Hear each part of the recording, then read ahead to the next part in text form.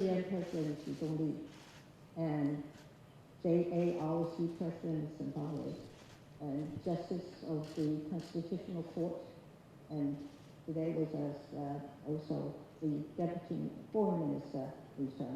And ladies and gentlemen, good morning. Morning.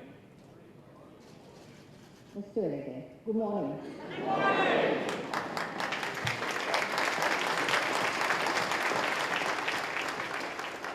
To begin, I want to thank the JARC for hosting the 65th AIJ annual meeting. And I'm also pleased to join the AIJ to celebrate its 70th anniversary. I also want to welcome everyone who have traveled to Taiwan for this meeting. It is a pleasure to have you all here to discuss judicial independence, which is the pillar of democratic societies. As someone who studied and taught law for a long time, I must say that it is an honor to be in a room with so many esteemed judges and legal experts. In fact, this is not the first time the IAJ has set up a major milestone here in Taiwan. When Taiwan hosted the annual meeting in 1999, the IAJ adopted the Universal Charter of the Judge. This landmark document has helped enshrine the value of judicial independence. It states that the core functions of judges are to, I quote, ensure the rights of everyone to a fair trial, unquote, and to uphold the rule of law. And for such functions, judicial independence is indispensable. The Charter also notes that judges need to maintain impartiality in order to, quote, exercise judicial powers free from social, economic, and political pressures, unquote. Although these principles may provide a blueprint for protecting the integrity of the judges, we cannot take judicial independence for granted. It must be continuously upheld through individual commitments and institutional protections. In Taiwan, we are acutely aware of the importance of judicial independence.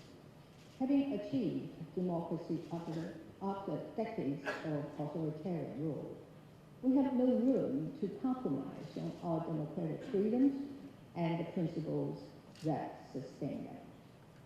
It is our commitment to democracy that drives our efforts to build a judicial system that is transparent, accountable, and responsive to the people it serves. This year, we introduced a citizen-judge system to incorporate more diverse set of perspectives in the judicial process. By having members of the public participate in this process alongside professional judges, we hope to help ensure fairness and foster greater trust in the judiciary. As our judicial system continues to evolve, the role of judges in upholding the Constitution and the rule of law is of critical importance. There's no guarantee for the rule of law by impartial and independent judges. There can be no guarantee for the protection of human rights. The IAJ provides strong support to a global community of judges dedicated to defending judicial integrity and human dignity.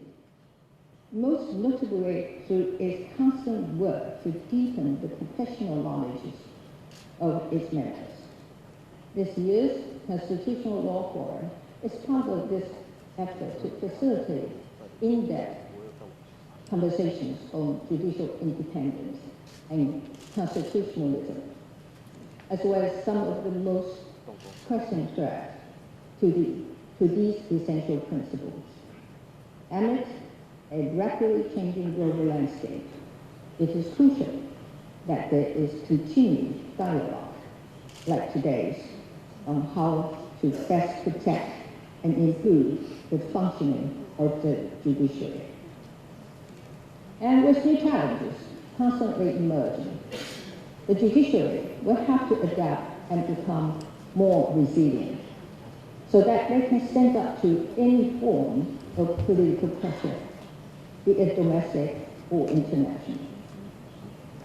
History shows that the pursuit of human rights is never ending. New eras bring new challenges and revolutionary ideas. This is why we must continue to work even harder to ensure comprehensive human rights protection. To this end, we in Taiwan are working tirelessly to achieve the highest international standards of judicial independence and human rights protections. As part of our efforts, Taiwan established a National Human Rights Commission in 2020, which monitors our implementation of international human rights conventions. Several of such conventions, including CEDAW and ICCPR, have also been incorporated into domestic law to meet the international benchmark of human rights. To conclude, I want to thank the members of the IAJ for coming to Taiwan and sharing your knowledge and experiences and expertise, of course. I hope you all have a pleasant stay in Taiwan. Please take some time to experience our culture and enjoy our beautiful scenery and, of course, the delicious food. I wish you a successful meeting and a happy 70th anniversary to the IAJ. Thank you. Thank you very much. Thank you so much, Madam President. Thank you. Our applause. Thank you. 谢谢总统，谢谢总统。Ladies and gentlemen, dear guests, Madam President has a very busy schedule, and so we would like to thank her with applause for joining us today for the opening ceremony of our 65th annual meeting, 70th anniversary of IAJ. Thank you so much. Thank you. Ladies and gentlemen, and now I have a short video to show you. This is our opening ceremony video.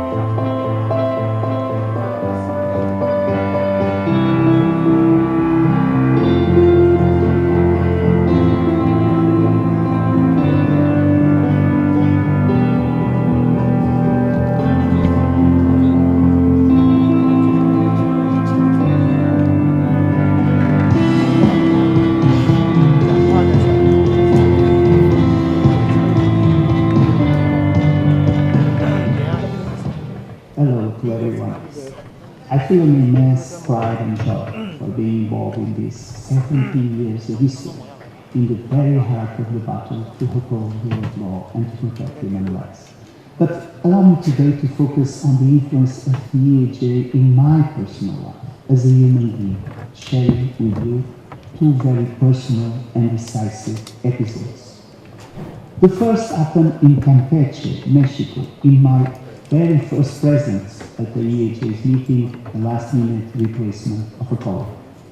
During those few days, I learned one of the most decisive reasons that make unique our organization: the companionship among judges of different cultures, languages, and traditions, the camaraderie, the sense of belonging, the solidarity among ourselves, the togetherness so emphasized in our world last event in Tel Aviv was a binding sentiment born then and powerfully amplified on years to come.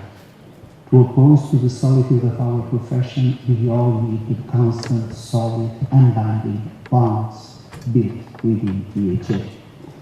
The second moment was the 1000 Rocks March, January 11, 2020, Warsaw, Poland. A day that marked historically the fight for judicial independence and would be remembered for decades to come. Judges of dozens of countries united with thousands of Polish citizens, all determined to defend the rule of law. During the march, an old lady, tears in her eyes, approached me. Thank you, dziękuję, dziękuję, she said up to this foreign and anonymous judge. She then engaged in a dialogue with me in the universal language of human connection, of warmth and kindness. We embrace ourselves and move along among the crowd. This story was for me an epiphany and summarized my personal commitment as president of the International Association of Judges. Our work, our mission, defending the decisive value of judicial independence will always be judged through the lucid, clear, and nuanced eyes of this old lady. So, in the name of the people we serve, I am confident that in the next 70 years, EAJ will continue to be decisive for the affirmation of the rule of law.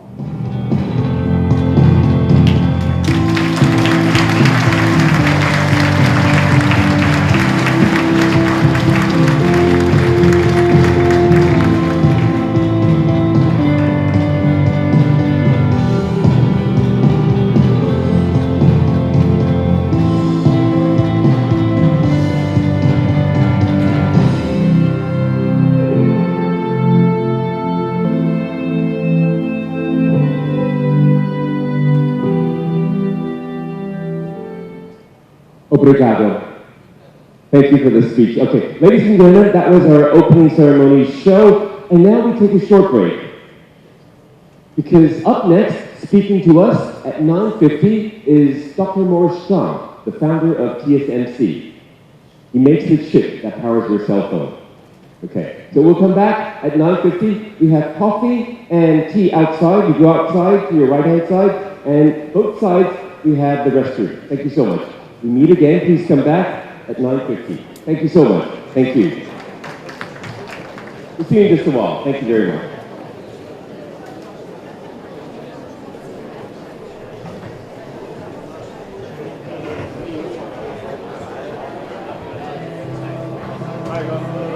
It's going to be a long day, so we take a break whenever we can.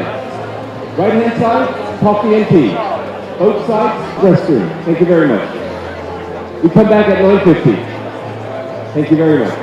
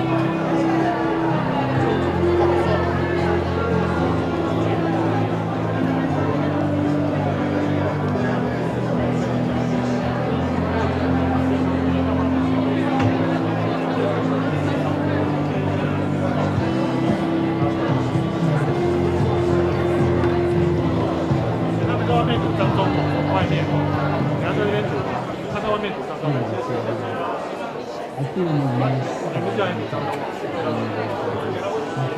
啊？不然你看谁，到时候你们认识，去外面看一下，你去外面看一下。你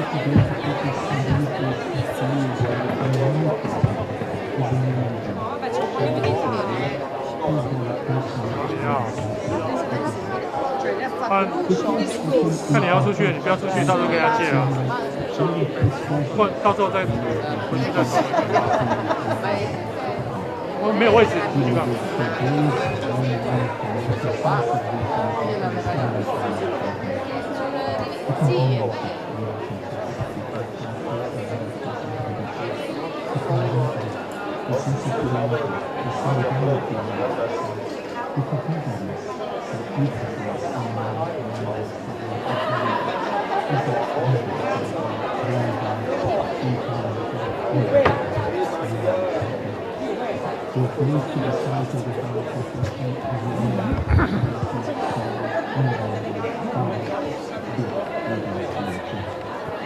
？The second one is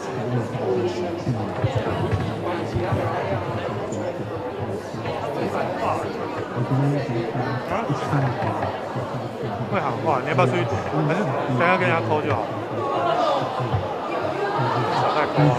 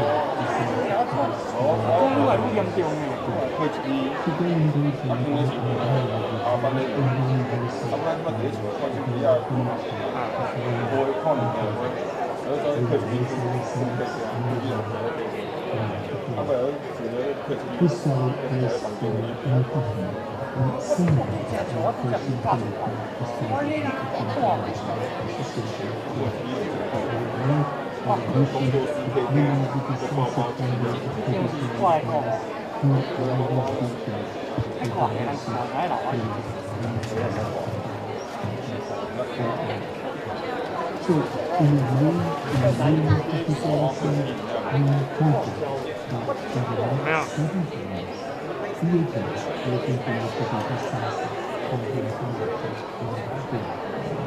上街好，好不好？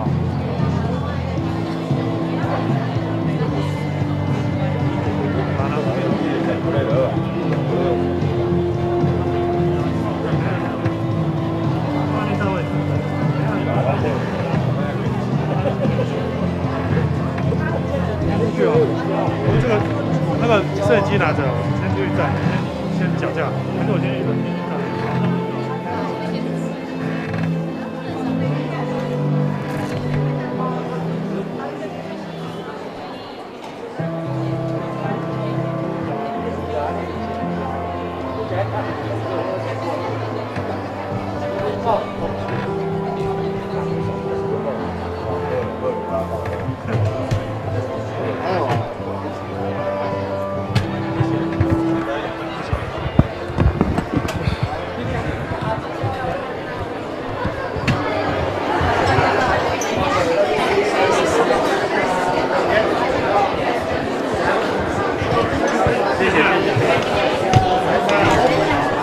有。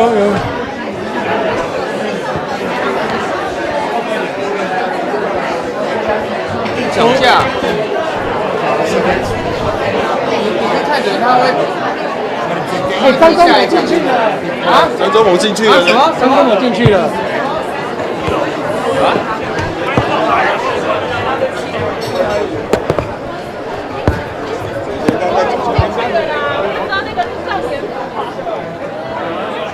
他走那个门进来的。你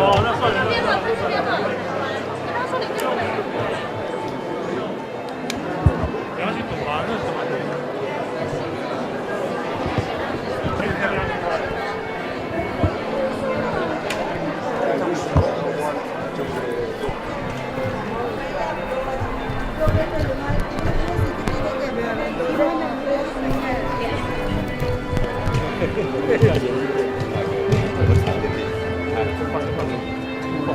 那个，因为它这个是 LED，所以那 point 不会反射，所以放大。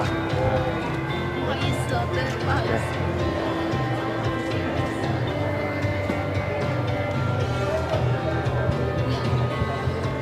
大家辛苦了，谢谢大家啊。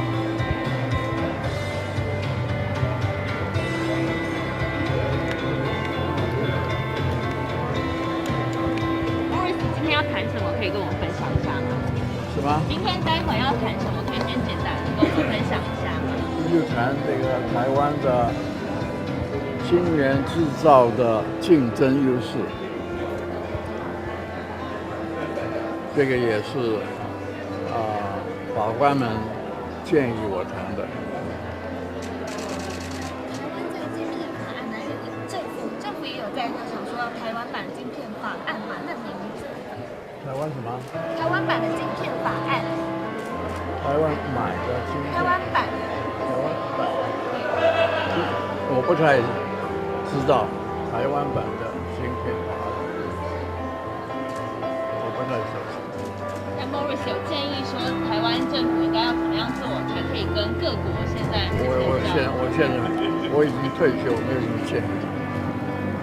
我们创办人待会就会报告他刚刚讲的台湾这个确保台湾的竞争力。好，那谢谢大家，谢谢你们，谢谢。创办人怎么看矽光子技术？就是半导体产业的什么矽光子技术？矽光体，我不太知道。你怎么看说，因为最近那个大陆矽光子是一种半导体技术，新的技术，就是用光取代这个传统电。那您怎么看中国这个华为突破美国的限制，然后去生产这个高阶机？好了，谢谢大家了，好，我们要开始了，谢谢大家。谢谢。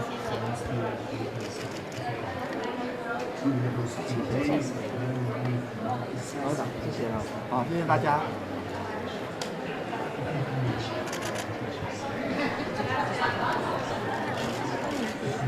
麦克风。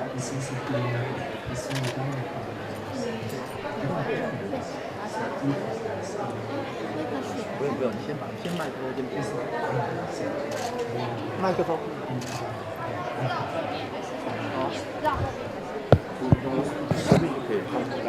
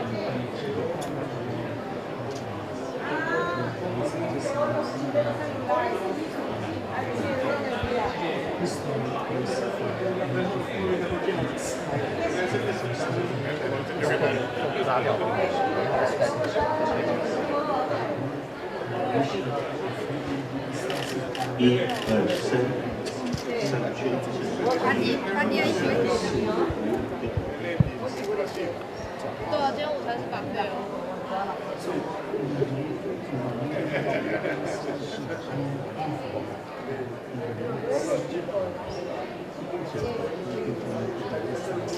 Ahora que salió.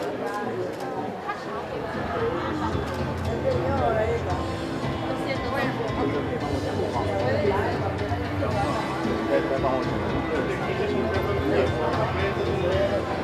好，谢谢。可以了。谢谢你啊。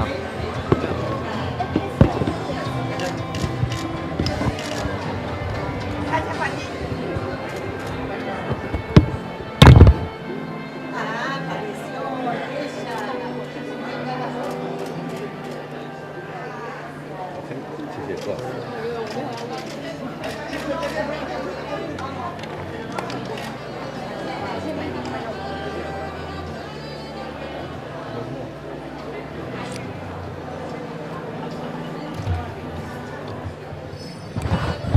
Ladies and gentlemen, Did you hear the bell outside?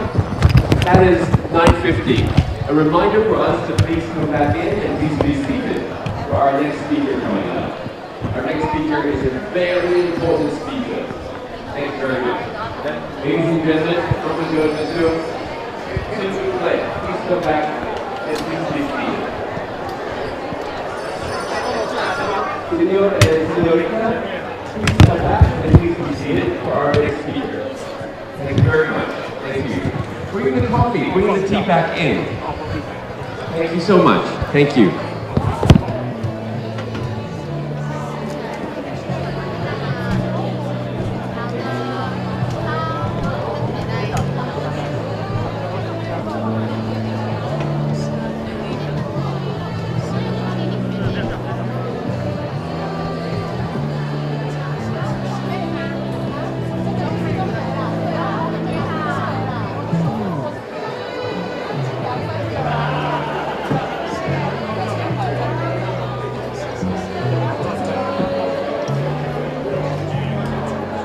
Thank you so much, ladies and gentlemen, for joining us again.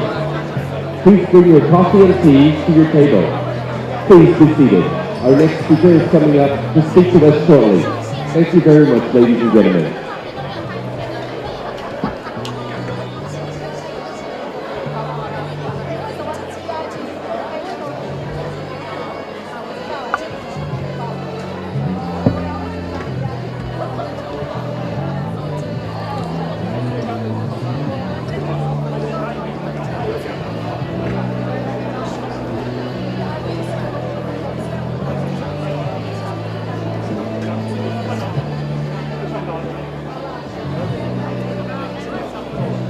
Thank you for joining us again. Please be seated.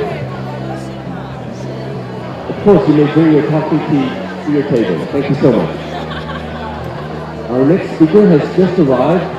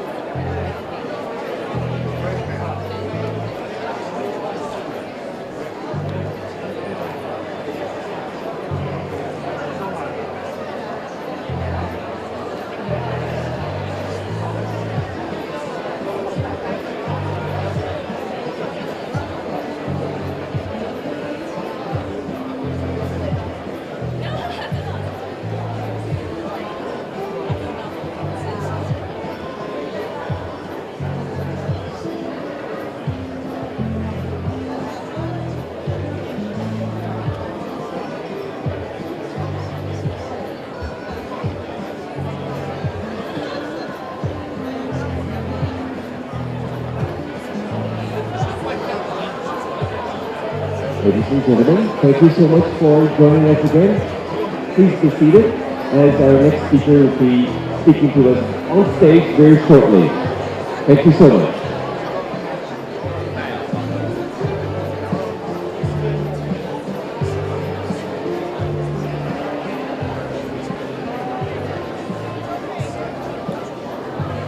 Ladies and gentlemen, mademoiselle, monsieur, signore, signorita, thank you so much for joining us again.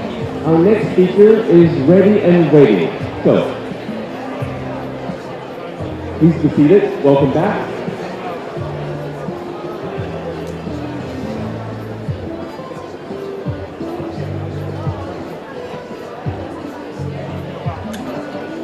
Thank you so much for joining us again.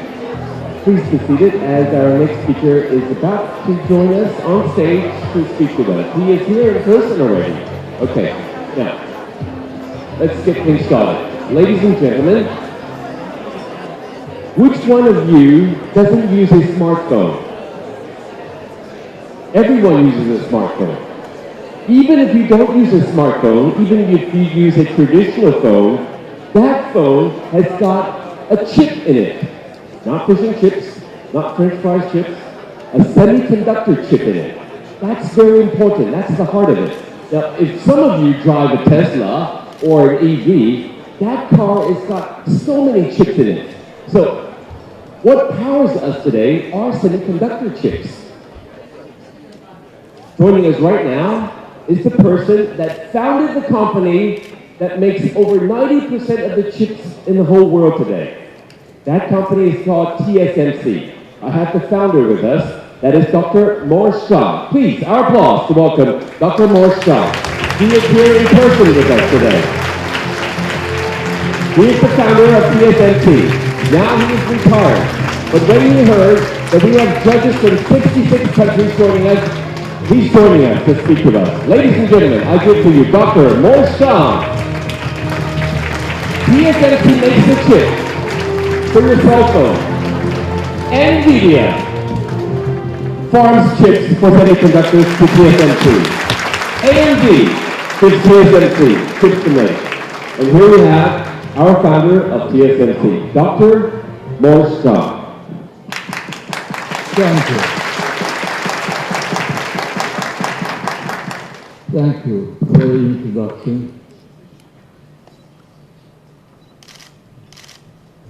Good morning.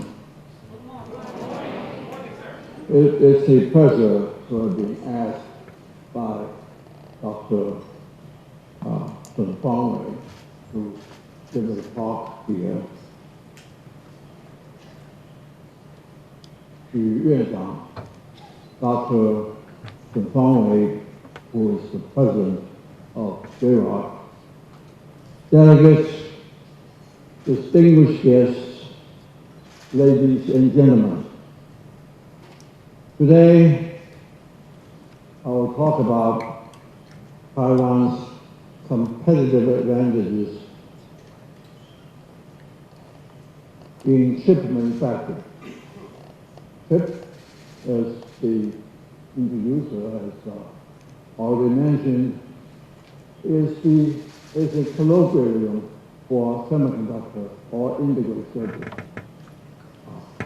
So that's a shorter word, much easier to pronounce. So we'll be speaking of chips. So we mean semiconductors or integrated circuits. Next slide, please.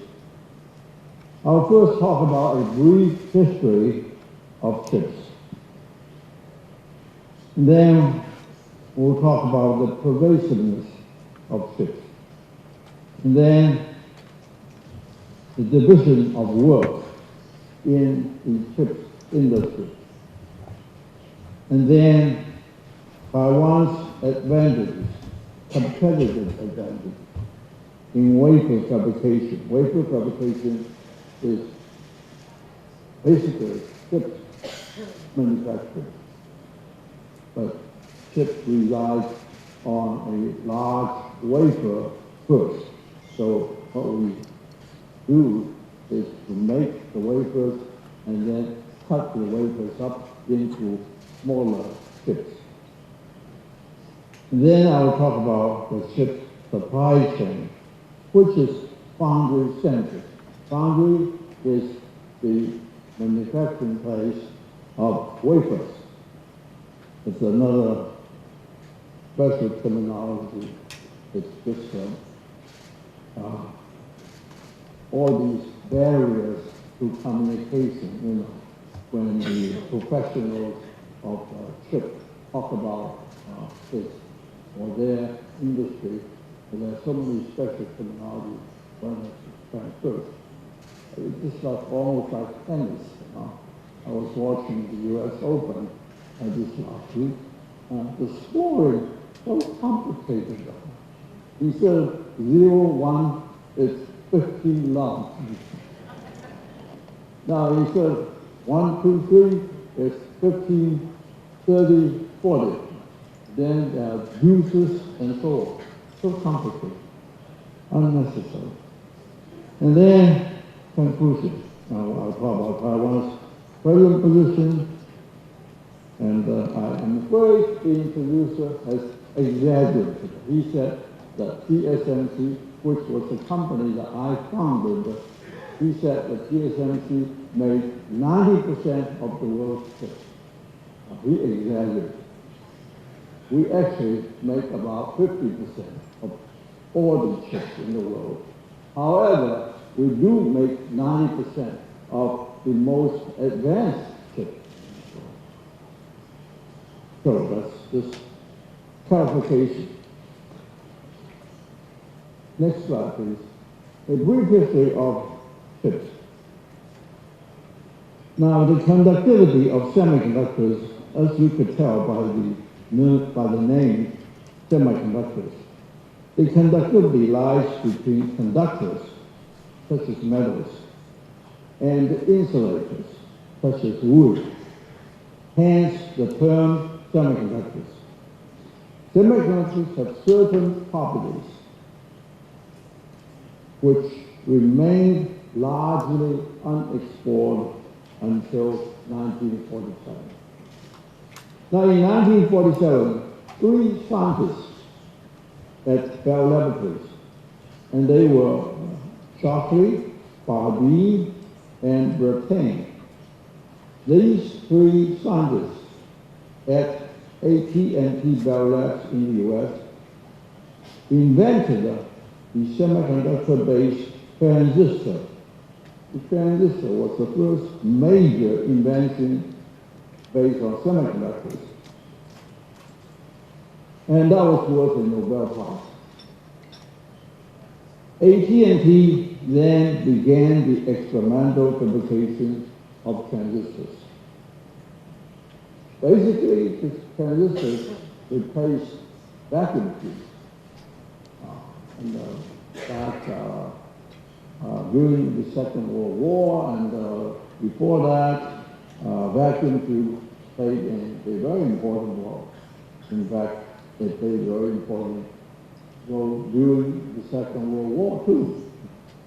But transistors immediately, almost as soon as transistor was invented, the transistor replaced the vacuum tube because it's much smaller and also it's much more powerful, or I should say, much faster in response and everything. Now, in 1952, and that was just AT&T started making it. In 1952, AT&T licensed the transistor technology to various companies, including IBM, Texas Instruments, RCA, GE, a very large number of companies. And those companies began to produce transistors. Then, in 1958, Jack Kilby of Texas Instruments and Robert Noyce of another company, Fairchild, separately invented the indigo circuit, which we now call chips. And that was another Nobel Prize.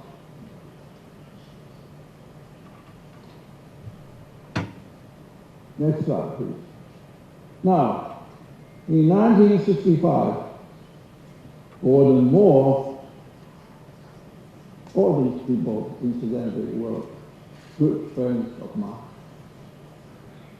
Well, of course, not the three scientists in the lab, and they preceded me. They were generation 0 of semiconductors. But generation 1 were people like Jack Kirby, who was a very good friend of mine in Texas. Robert Noyce, also a very good friend of mine. We were generation 1 of 6. Generation 1 of 6. And almost everyone is dead except me. Generation 1. Anyway, in 1965, furthermore, another good friend, predicted that the number of transistors in an integrated circuit doubles every 1.5 to 2 years. The prediction was later known as Moore's Law and remained valid for 50 years. Now, just think about that. Something doubling for every 1.5 to 2 years. And it goes on like that for 50 years. Well, if you use your calculator or anything, you find that it's a remarkable phenomenon.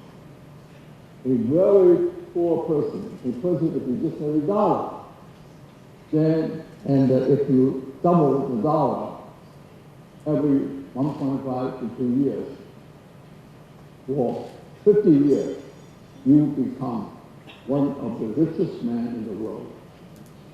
If you start with just $1. Well, anyway, this exponential increase of transistors on chips and the corresponding decrease of cost of a transistor allowed an ever wider range of applications.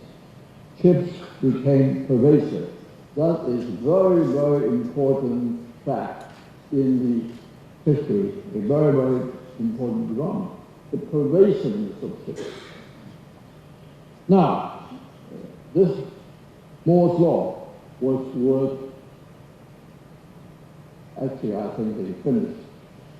They were through. The Nobel Committee were through giving Nobel Prizes to chip people.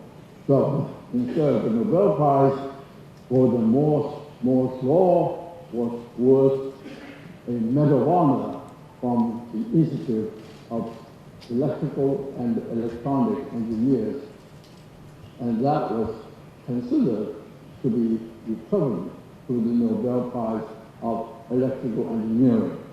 There's no Nobel Prize for Electrical Engineering, so the largest international institute of electrical engineering gave a Medal of Honor every year, and Moore received a Medal of Honor.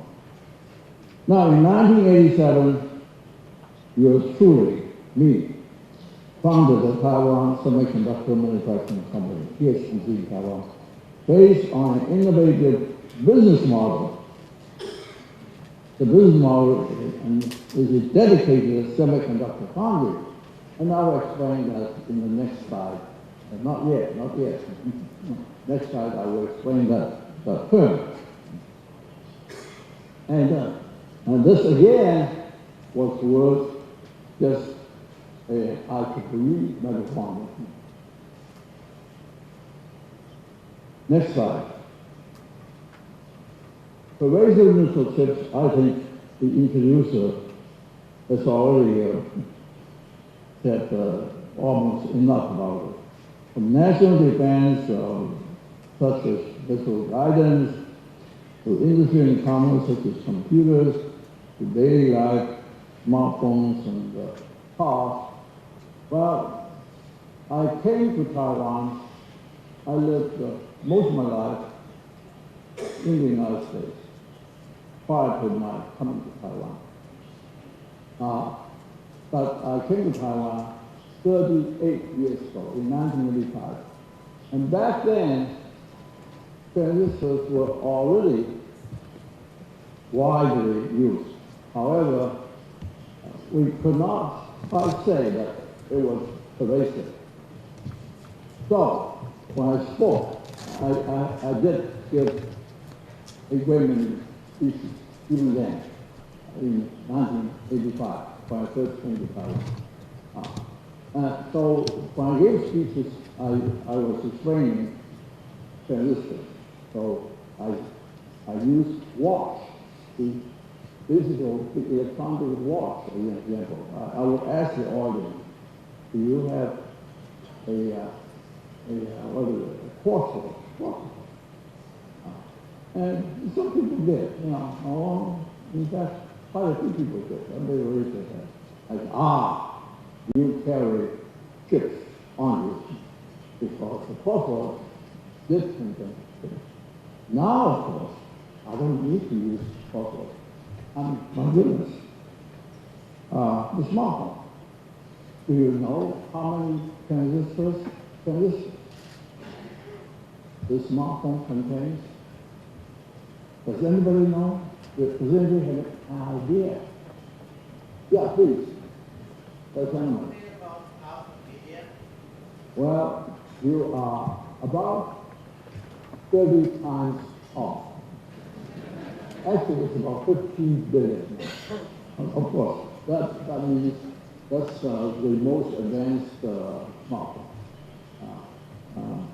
which still is Apple, and 15 billion transistors.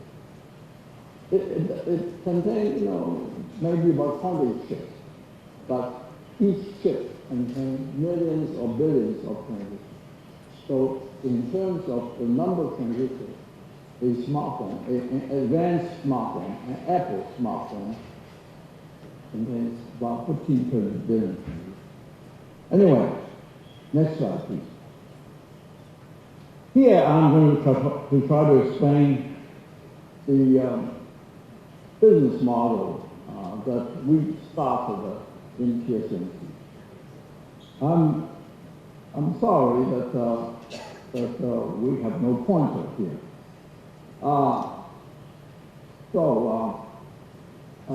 Well, maybe I should just go ahead and use my pen, huh? But anyway,